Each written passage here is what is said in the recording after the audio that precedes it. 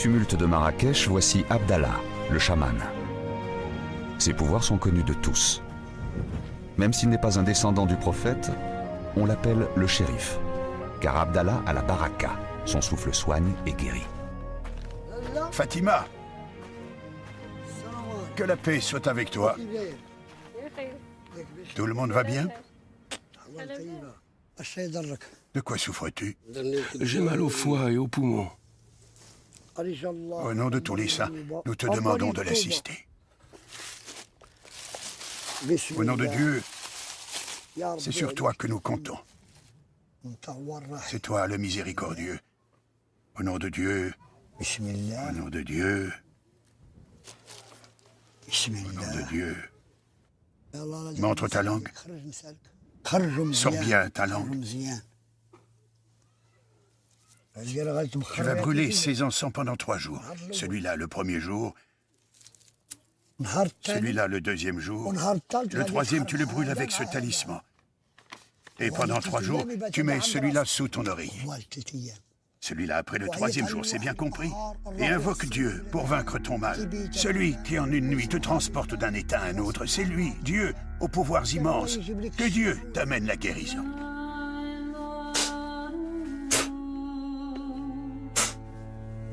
Oh, ces pauvres yeux. Voyez comme ils sont.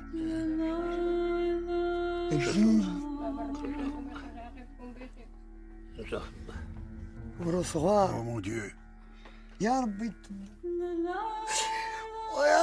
Oh mon Dieu, agis par-delà l'invisible. Oh maître des domaines sacrés. Oh toi qui nous vois souffrir. Oh Dieu, dissipe le mal en un instant. Oh mon Dieu, soulage-le. Oh mon Dieu, guéris-le.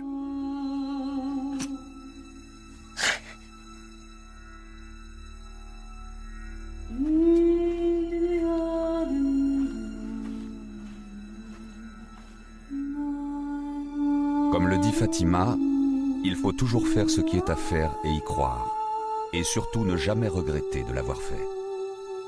Ce soir, elle va prier et veillera sur son mari, comme chaque soir. Bonjour père, tu vas bien? Sois le bienvenu.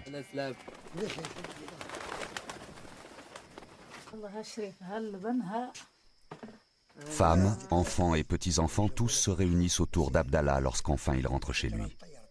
Tous écoutent les récits du mystique, buvant chacune de ses paroles, comme l'arbre se nourrit de sa sève.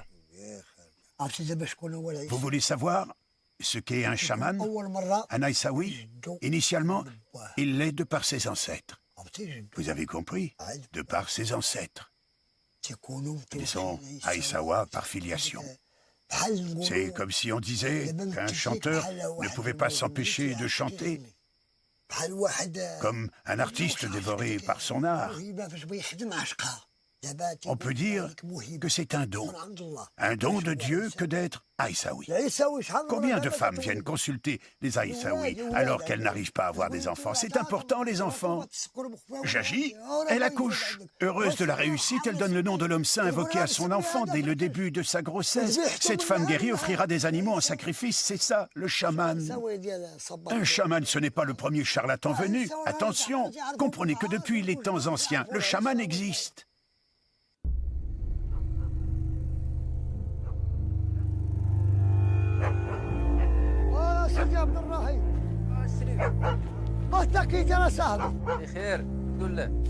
Une mue de cobra trouvée près d'une maison, signe qu'un dangereux serpent rôde alentour.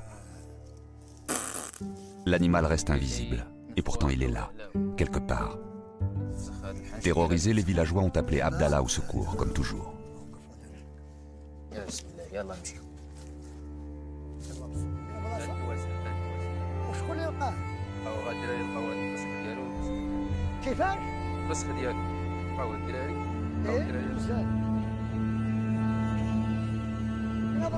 Aïssaoui et chaman, par ses pouvoirs, Abdallah ne craint pas le venin du cobra.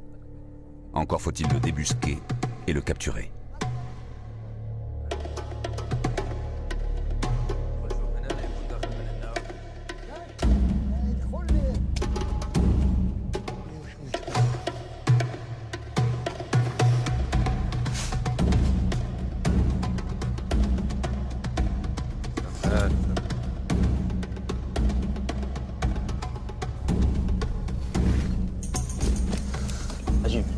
Viens par là, viens par là, il est là. Il est là.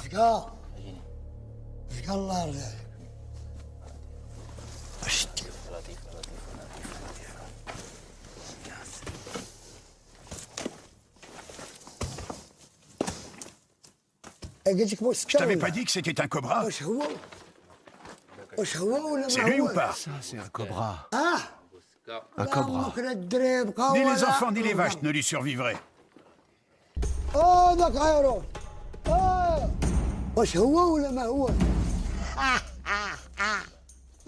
اي على بابك شوفوا واش يدير. هاي قال يمك جمعة سخيطة. هاي تعال عيني تعال.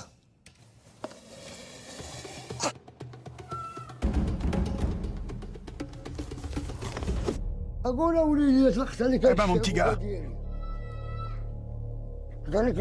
tu veux voir mes cheveux? Tu me cherches là, hein? واش نقدر نجيب معايا كي قران؟ Pour qui tu te prends? هذاك الفم الابيض. Ah, cette gueule de la mort.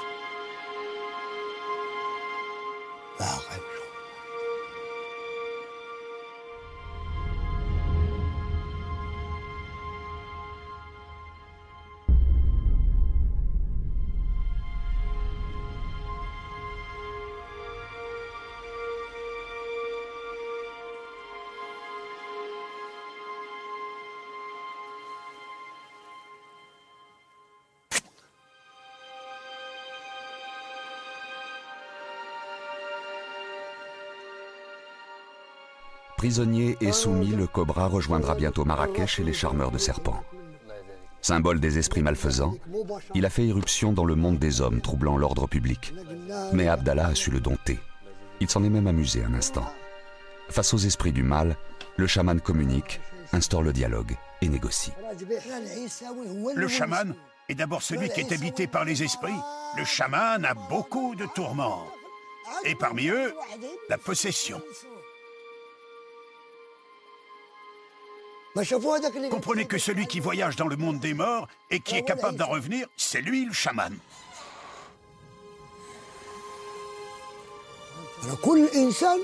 Chaque être humain est suivi par son propre démon. Quand il le combat, quand il le contrarie, l'homme sait que c'est pour une mauvaise raison. L'esprit guide la conscience de l'homme. Comme on traîne un âne avec une louche. Il fait tout ce que le diable lui demande de faire. Il le saisit et il l'emmène par là. Par là, par là.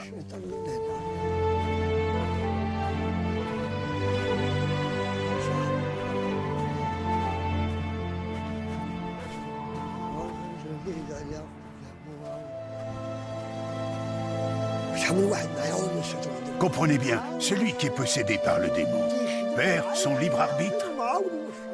Et ce sont les démons qui agissent à sa place. Il se croit libre, mais le possédé est en fait un esclave.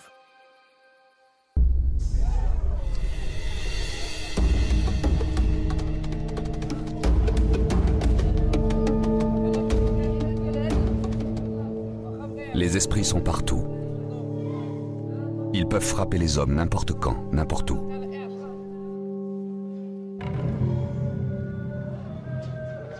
Au Maroc, certains font appel aux chamans, d'autres s'en remettent au pouvoir thérapeutique des saints.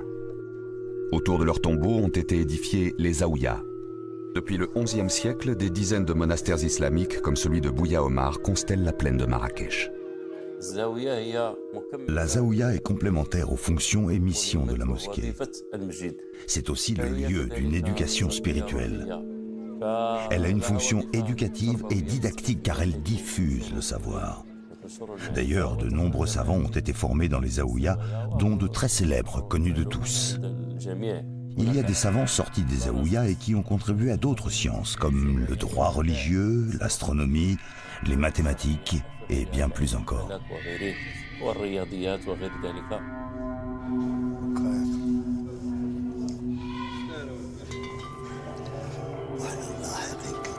Abdallah est ici chez lui. Membre de la confrérie des Aïssawa, il vient toujours prier le saint Bouya Omar. Comme lui, les pèlerins y viennent en grand nombre, attirés par le pouvoir du saint guérisseur. La réputation de Bouya Omar est reconnue dans tout le Maroc. Et même dans tous les pays arabes. On vient de Tunisie, d'Égypte, d'Arabie Saoudite. Les gens constatent son pouvoir de guérison et voient ce qu'il y a de secret dans Bouya Omar. Ils arrivent à la conclusion que ces pouvoirs sont vrais et réels, et régulièrement des preuves sont données.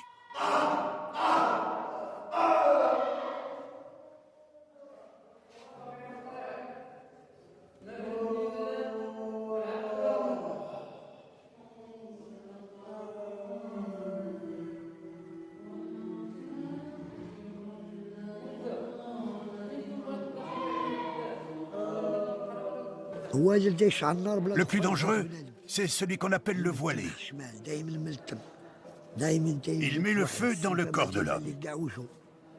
Il arrive voilé, on ne peut pas voir son visage. Il allume le feu dans le corps de la personne sans que la victime ne s'en rende compte. Le djinn provoque des évanouissements. Et c'est alors qu'un religieux peut détecter la présence des esprits. Qu'il soit victime de sorcellerie, qu'il soit possédé, obsédé sexuel ou drogué, tous viennent chercher la guérison ici.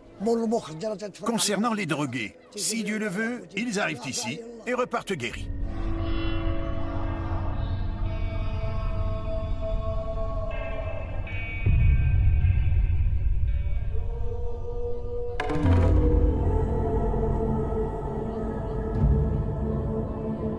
Des jours, des mois, peut-être des années. À Bouya Omar, chacun tente de découvrir l'esprit qui le tourmente, espère la guérison. Les djinns existent, même si on vous dit le contraire, ça existe. Qu'il s'agisse des djinns ou de la sorcellerie, ça existe. Nous-mêmes, nous pensions que ce n'était que des mensonges, mais nous avons pu constater que tout ça est vrai. Je me posais des questions sur Bouya Omar. J'étais en quête de réponses, comme vous, je suppose. Nos anciens nous disaient que Bouya Omar a le pouvoir de guérir les simplets, les simples d'esprit, les malades mentaux, ceux pour lesquels le médecin n'a rien pu faire. On les emmène ici et la guérison se fait par la volonté de Dieu. Quand je suis venue pour la première fois, j'ai ressenti une paix intérieure.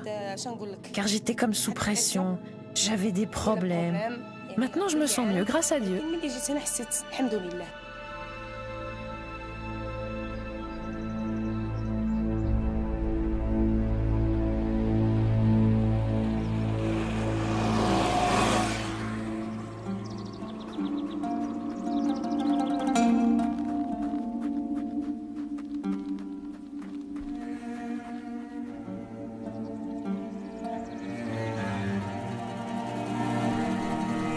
Abdel Kamel était chauffeur de taxi. Aujourd'hui, c'est un homme meurtri, terrassé par un mal invisible qui le ronge depuis plus de 30 ans. Seul, immensément seul, face à sa maladie. Pour espérer guérir, Abdel Kamel a choisi de séjourner au tombeau du Saint des Saints, Sidi Ahal et sa Zaouia, à quelques kilomètres de Bouya Omar. Je suis tombé malade à l'âge de 19 ans. J'ai perdu mon grand frère, mon père, ma mère. J'ai perdu à peu près 5 personnes. J'ai eu un choc comme un choc et je suis tombé malade.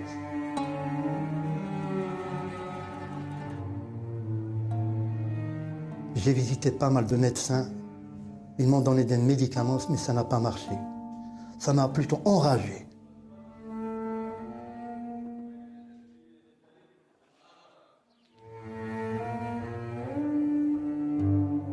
La médecine moderne, je pense que ça peut servir à autres maladies, mais pas aux maladies spirituelles ou psychiques.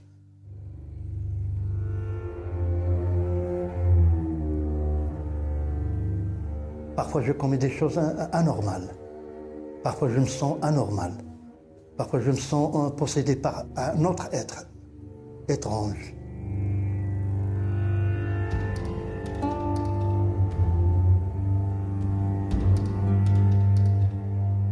il est invisible, tu ne peux pas le voir. Tu le ressens. Parfois il te donne le sommeil, parfois il t'enlève le sommeil. Et tu implores la Providence qu'elle t'aide à se débarrasser de ce démon.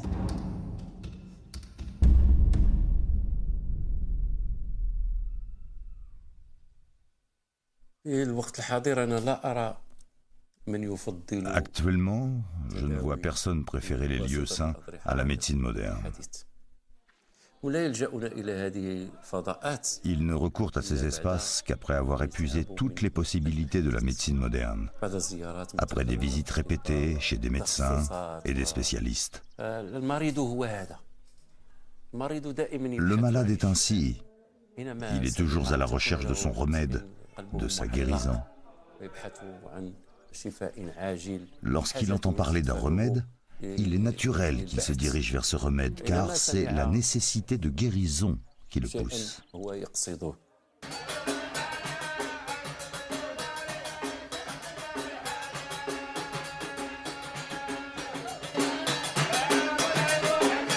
Chaque jour, des pèlerins venus d'Afrique, d'Europe et même d'Amérique arrivent à Sidi Harral. On offre en sacrifice un coq, un mouton, une chèvre selon ses moyens, et l'on prie de longues heures autour du tombeau du saint. Sidi Harral vécut au XVIe siècle. On rapporte que ses pouvoirs étaient immenses, tantôt homme, tantôt animal. Il enfreignait toutes les règles, franchissait toutes les frontières.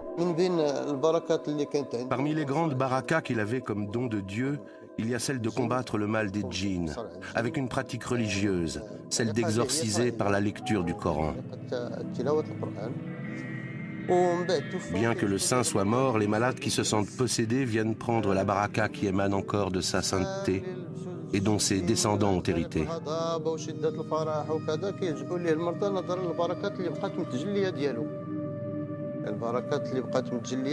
C'est un héritage transmis de père en fils et qui demeure dans le lieu où l'on se trouve actuellement.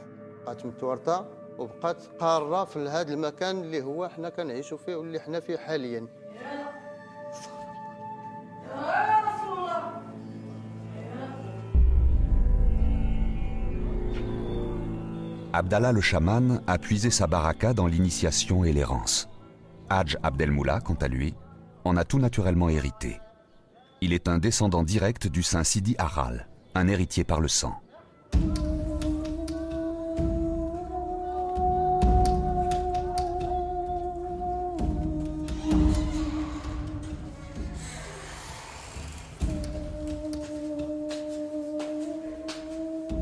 Voilà 3 jours qu'Abdel Kamel est arrivé à la Zaouïa de Sidi Harral. Son chemin vers la guérison le conduit aujourd'hui auprès d'Abdelmoula. Investi, dit-on, de pouvoirs surnaturels, le descendant du saint propose une thérapie par les prières et la transe. Tu as été victime de sorcellerie? D'un djinn? Du mauvais œil? Je pense qu'il s'agit de possession, comme une sorte de maladie psychique. Tu vois des choses en rêve? Non. Mais à chaque fois que ça me prend, je viens visiter la Zaouïa. Donc, ta maladie, c'est comme si tu te retrouvais tout nu, sans djellaba et habillé en jean. Oui, on peut dire ça, oui. Merci beaucoup. Sois le bienvenu. Merci.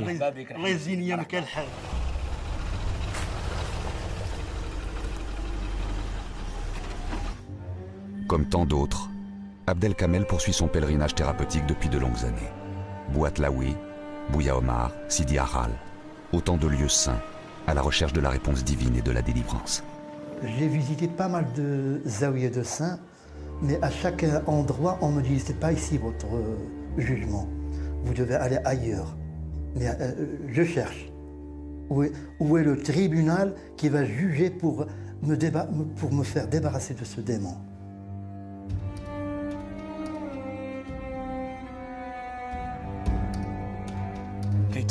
Dans le tribunal spirituel, le patient est d'abord devant la barre des accusés.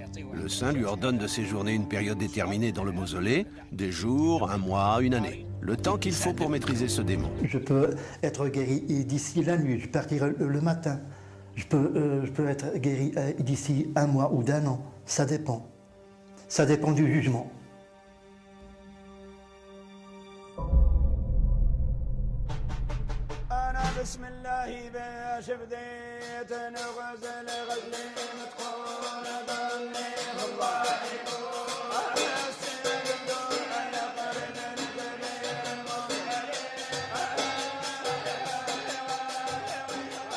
Sidi Ahal est un lieu de prière et de recueillement.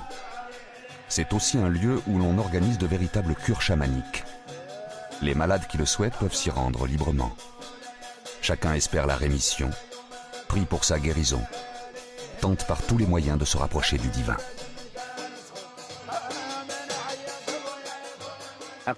En vérité, nous soignons par une thérapie collective. Pour soigner, nous organisons des cérémonies, des chants soufis accompagnés de musique qui invoquent Dieu. Des cérémonies dans lesquelles nous invoquons Dieu et le malade guérit. Nous le plaçons au centre de notre groupe, nous prions pour lui, nous invoquons un nom particulier de Dieu, le possédé perd connaissance, puis nous le remettons au centre du groupe. Nous pratiquons un rituel spécifique, enfin nous prions encore avec lui et ce malade guérit.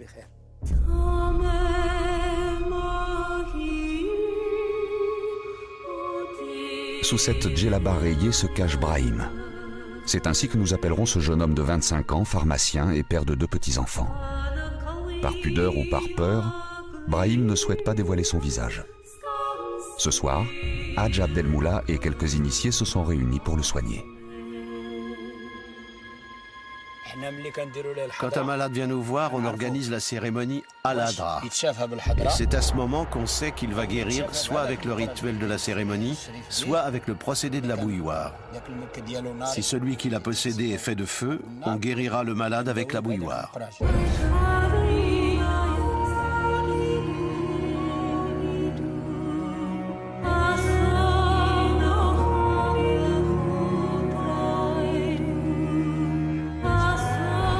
Parvenus à l'extase, affranchis de la peur et de la douleur, certains initiés seront capables de boire l'eau de la bouilloire, une eau en ébullition, une eau brûlante. À peine versée dans la bouche, ils peuvent refroidir cette eau instantanément et la recracher au visage des malades. Investis du pouvoir suprême, ils vont faire circuler par la salive la baraka du saint.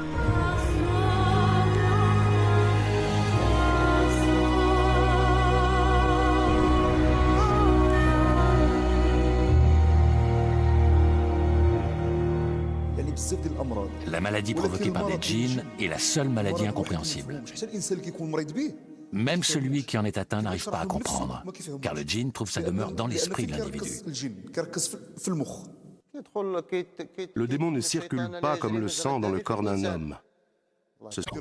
Et celle de cet homme saint que je classe après Dieu, parce que cet homme saint m'est apparu en rêve et m'a montré le remède que je devais utiliser.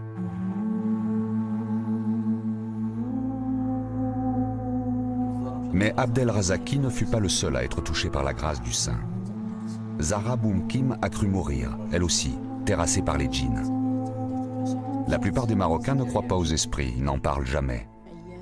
Mais lorsque la maladie apparaît, lorsqu'il faut la combattre, derrière la souffrance se dessine un visage, un corps, un nom.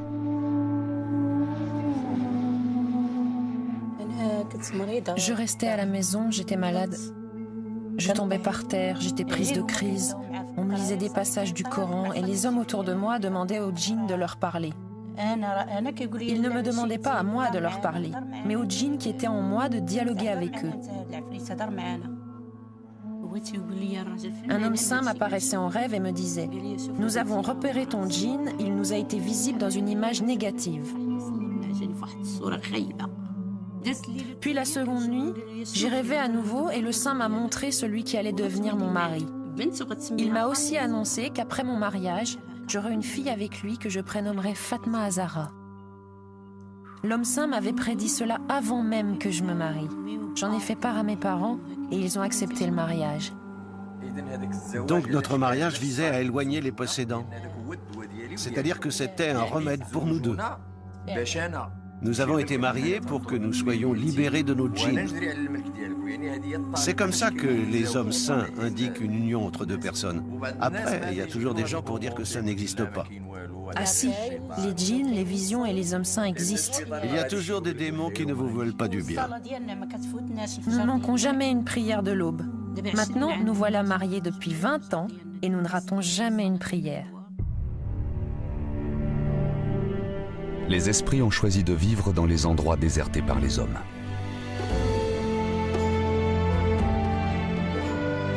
Au Maroc, comme ailleurs, comme au temps des chasseurs-cueilleurs, le chaman vagabond continue d'explorer le monde. Un monde qui semble figé pour l'éternité, mais dont il faut se méfier.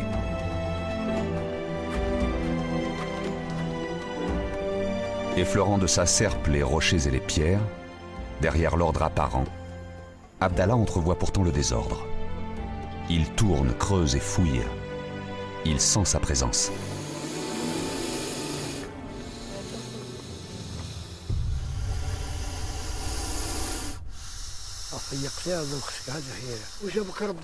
Métaphore de l'esprit, la vipère heurtante est là, prête à jaillir, à cracher son venin mortel.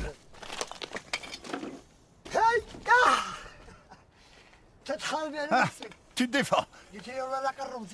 Tu veux te rapprocher de moi? Ah, tu te défends? Défends-toi. Viens par là. Viens par là. Viens par ici. Espèce de mécréante. C'est le jugement qui s'est abattu sur toi. Le jugement de la maison de Tassaout, des gens des cérémonies et du repentir. Tu as une drôle de tête. Oh, combien les jugements de Dieu et de mon ancêtre Bouharal se sont abattus sur toi. Je jure par Dieu Tout-Puissant que celle-ci a dû en tuer des vaches et des brebis. Que Dieu soit béni car il t'a amené à moi. Voilà ta maison, c'est là que tu habiteras. Entre à l'intérieur. Entre. Entre, c'est ta maison. Entre, vaut rien. Tu t'énerves?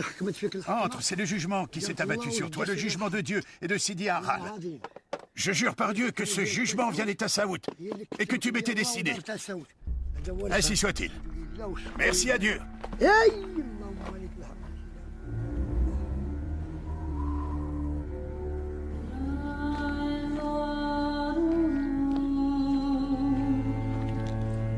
Abdallah le chaman dialogue avec les esprits, puisant toutes les ressources au plus profond de son inconscient. Car de cet inconscient naissent des messages, dit-il, des appels qu'il faut entendre et auxquels il doit répondre. Il n'a d'autre choix que de soigner les gens qui souffrent.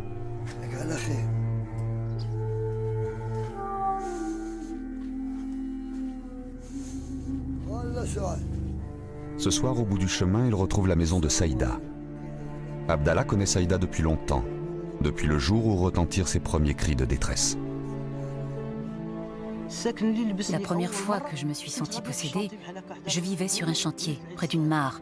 C'était la veille de l'Aïd. J'avais juste un matelas avec moi. Je suis entrée dans la mare sans savoir ce que je faisais. Je ne croyais pas aux djinns lorsque j'étais jeune. Je suis tombée dans cette mare et pendant 22 jours, j'ai été malade. J'attrapais ma main comme ça et je l'arrachais avec mes dents. J'ai encore des traces là. Regardez. Voilà. Lorsque je me blesse là et que je bois mon sang, je me réveille d'un coup et je reprends connaissance. Les gens d'ici aiment Saïda, car son parcours est exemplaire. Malade depuis l'enfance, d'union forcée en mariage raté, la vie ne l'a pas épargnée. Des séjours prolongés à Bouya Omar ont fini par lui révéler l'identité des esprits qu'elle porte en elle. Selon l'apparence qu'il prend, je le reconnais. Quand il m'apparaît sous la forme d'un homme, je le vois parfois se battre avec un autre homme. Parfois, il me demande de lui faire des sacrifices. Parfois, il me frappe. Au début, c'était toujours lui qui me possédait et il réclamait tout le temps du sang. Donc moi, j'avais toujours soif de sang.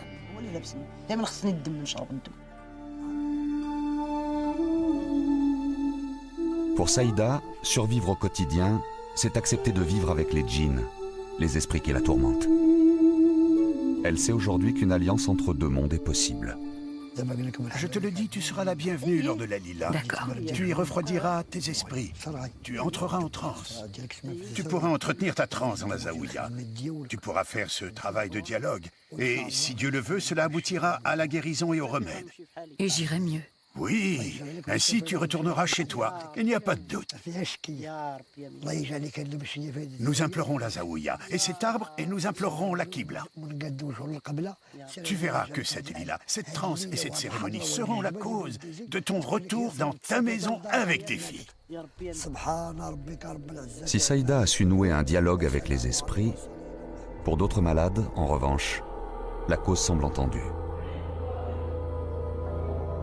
Possédés par les plus dangereux des djinns, leur espoir de guérison s'évanouit dans le chaos et les cris. Il y a des personnes qui sont atteintes depuis longtemps, comme ceux qui se trouvent à Bouya Omar, qu'on peut appeler les condamnés. Ceux-là sont toujours enchaînés. Si par hasard l'un d'eux se détache, il tuera, c'est certain, et c'est connu partout. Il faut s'attendre au pire. Il faut plusieurs personnes pour le maîtriser. Pire encore, il aura tendance à se faire du mal.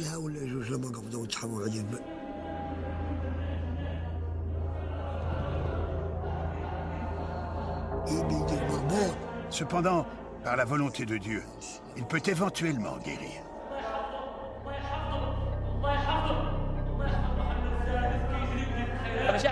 Écoutez, c'est pas moi, Abdelkarim, qui parle maintenant, c'est pas moi.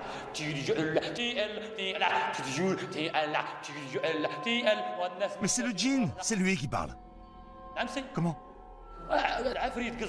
Oui, c'est le méchant djinn, le boucher le plus dangereux. Il a possédé Abdelkarim depuis l'âge de 15 ans, alors qu'il lisait le Coran. Il y a maintenant 36 ans et 8 mois que ce djinn le torture. J'ai tellement dépensé d'argent pour me soigner. Et personne ne peut m'aider, personne, sauf Dieu Tout-Puissant. Que dire de ces malades mentaux et de leurs conditions de vie? Le constat semble effrayant. Ici comme ailleurs, on ne sait toujours pas traiter efficacement ce qu'on nomme pudiquement la folie.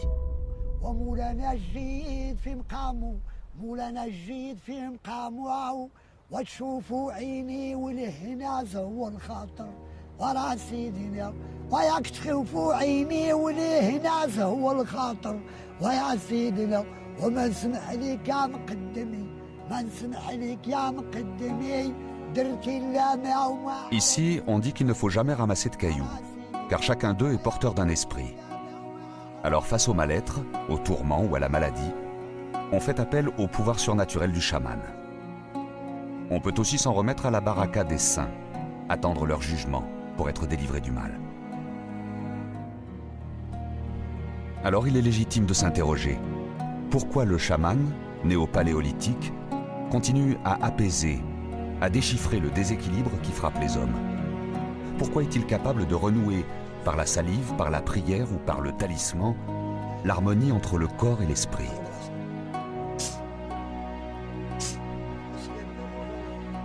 Le chamanisme occupe très certainement des fonctions que les grandes religions monothéistes ne parviennent pas à satisfaire. Ces religions ont su introduire l'ordre, conviant les hommes à s'en remettre aux mains d'une volonté divine, un Dieu parfois lointain et en tout point transcendant.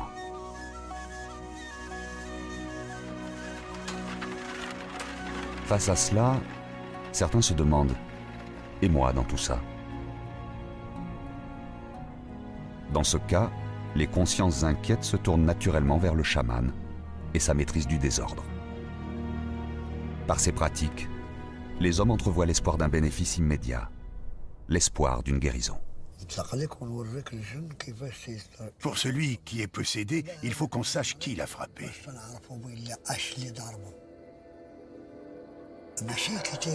On l'emmène chez nous, à l'endroit où l'on prépare notre rassemblement. Par exemple, notre rassemblement est organisé chez un malade. Cette nuit, on saura qui a frappé le possédé. Et qui nous montrera ce djinn? C'est la flûte.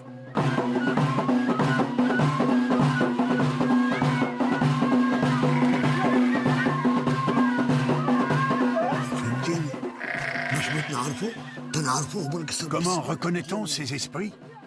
On reconnaît chacun par sa spécificité. Et tous les sacrifices qui sont présentés sont en leur honneur.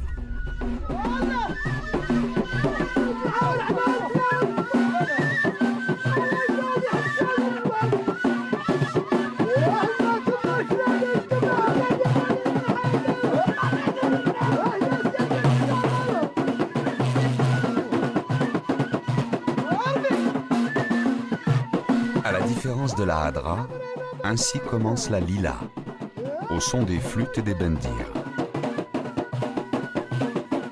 Lentement, Saïda apprend à se familiariser avec les entités qui sont en elle, à nouer un dialogue avec elles. Alors, seulement, elle franchira l'abîme, passant de l'état de possédé frappé par les esprits à celui d'illuminé. Investie par l'esprit, Saïda se met à parler. Elle laisse échapper des intuitions, des prophéties, une parole inspirée que les hommes vont écouter.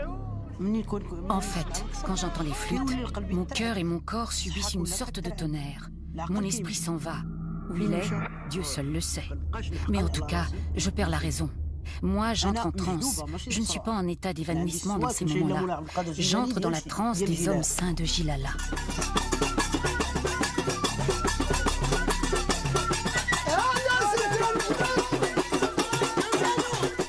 Abdallah, comme tous les chamans au Maroc, est un fakir. Ce soir, démonstration sera faite, car les pouvoirs du chaman sont immenses. Face au renoncement, à la vie d'errance, le corps ne peut être une entrave. Mieux encore, dans un état d'extase, le chaman ne craint ni le fer ni le verre. Un voyage au-delà des frontières de la douleur et du mal.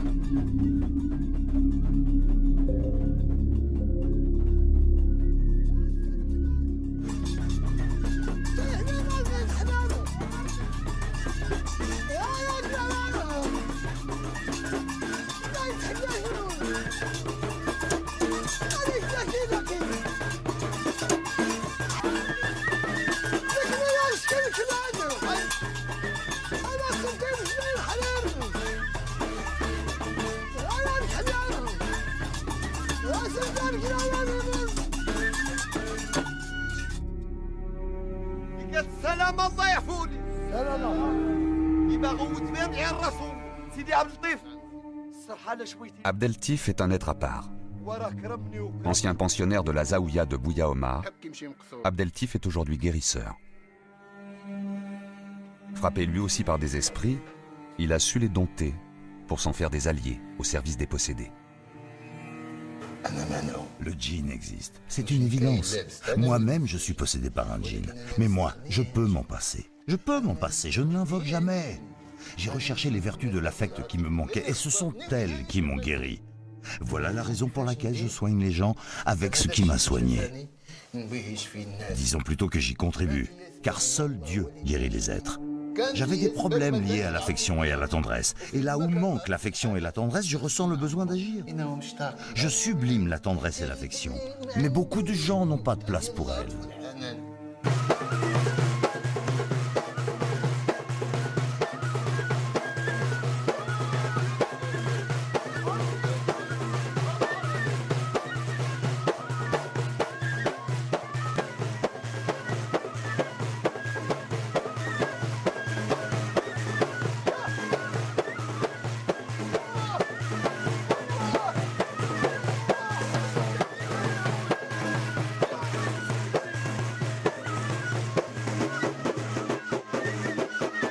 Abdeltif nous démontre par la transe que dans le chamanisme, aucune rémission définitive n'est possible. Les génies sont des créatures ambivalentes et versatiles, parfois bonnes, parfois mauvaises. En d'autres termes, un unique et même esprit peut tout à la fois provoquer la maladie ou guérir. Dieu nous préserve du feu, Dieu nous préserve du fer. Car quand on est en transe ou quand on fait du chamanisme, on doit invoquer Dieu en disant « Dieu préserve-moi, Dieu préserve-moi ». Dieu préserve-moi. Dieu préserve-moi. Ceci pour que les gens qui t'observent dans ta transe partagent et apprécient tes efforts.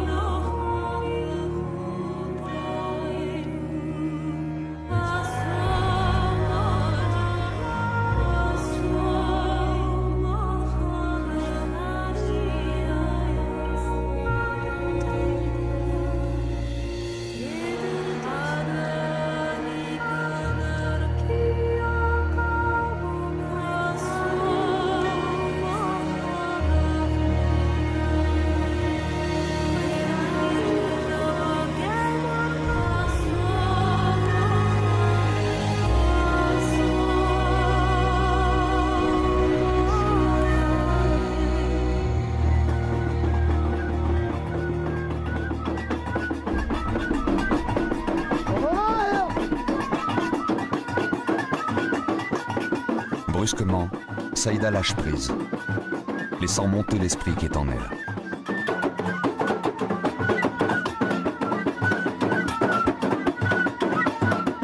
Jour après jour, année après année, elle a su le dompter, lui permettant de temps à autre de s'exprimer.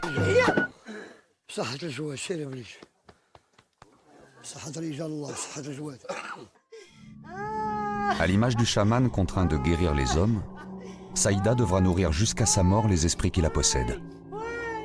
Tel est le prix qu'elle devra payer pour retrouver la sérénité et l'apaisement. Venez à nous, hommes de Dieu. Venez à nous, hommes saints. Au nom du Coran, de la Torah et des évangiles. Il sait tout de chacun d'entre nous. Il est omnipotent.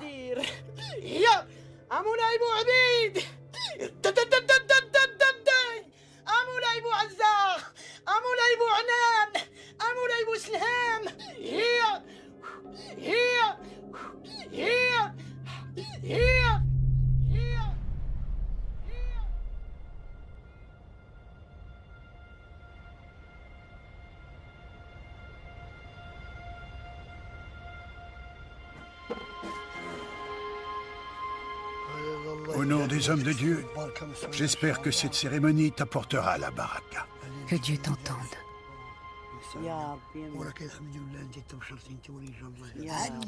Vous me demandez comment le chaman connaît les djinns?